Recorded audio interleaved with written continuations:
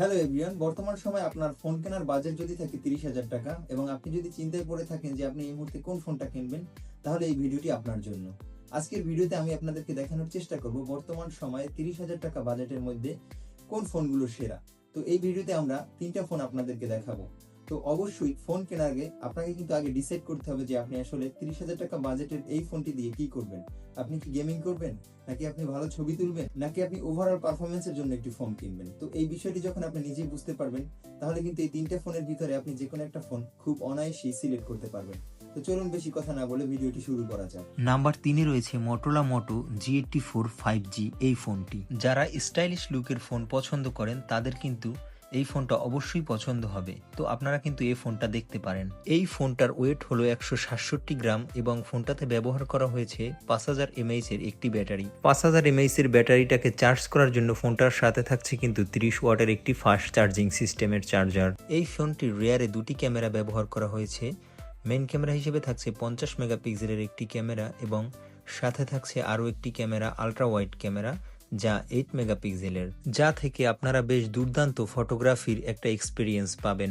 এছাড়াও ফোনটিতে সামনের ক্যামেরা হিসেবে থাকছে 16 মেগাপিক্সেলের একটি সেলফি ক্যামেরা। তো সব মিলিয়ে 30,000 টাকা বাজেটের আশেপাশে যারা একটি ক্যামেরা এবং স্টাইলিশ লুকের ফোন কিনতে চান তারা কিন্তু মোটোরোলার এই ফোনটি দেখতে পারেন।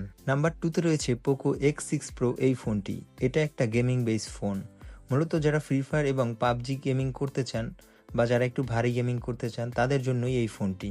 এই ফোনটাতে মূলত চিপসেট হিসেবে থাকছে মিডিয়াটেক ডায়মেনসিটির 8300 আলট্রার 4 ন্যানোমিটার একটি চিপসেট, যা থেকে কিন্তু আপনারা খুব অনায়াসেই ফ্রি ফায়ার এবং পাবজি খুব হাইলিভাবে গেমিং করতে পারবেন।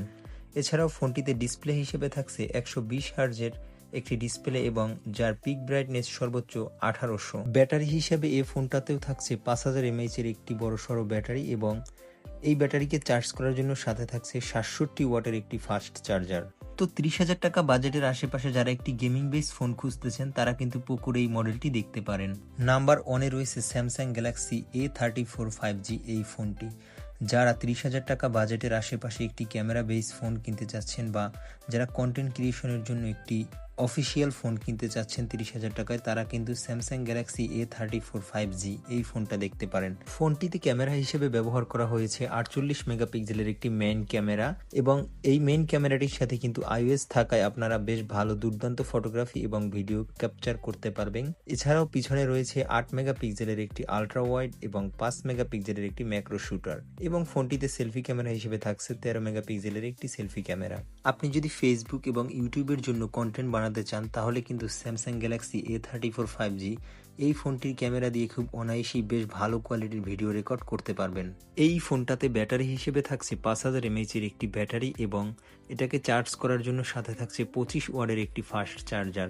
যদিও এই ফোনটার বক্সে কিন্তু চার্জারটি থাকবে না, চার্জার আলাদা বাইরে থেকে কিনতে হবে, তবে কেবলটি এইটার বক্সের সাথেই থাকবে। তো আমরা চেষ্টা করেছি 30,000 টাকা বাজেটের ভিতরে 3টা ক্যাটাগরিতে 3 ধরনের ফোন দেখানোর জন্য। যেমন আমরা ক্যামেরা বেসড ফোন দেখিয়েছি, গেমিং বেসড ফোন দেখিয়েছি এবং ওভারঅল পারফরমেন্সের জন্য ফোনও কিন্তু আপনাদেরকে দেখিয়েছি। এখন আপনি নিজেই ডিসাইড করবেন যে আসলে আপনার কোন প্রয়োজনে ফোনটা আপনি কিনতে চাচ্ছেন। সেটা হিসাব করে মূলত এই 3টা ফোন থেকে আপনারা যে কোনো একটা ফোন চয়েস করতে পারেন।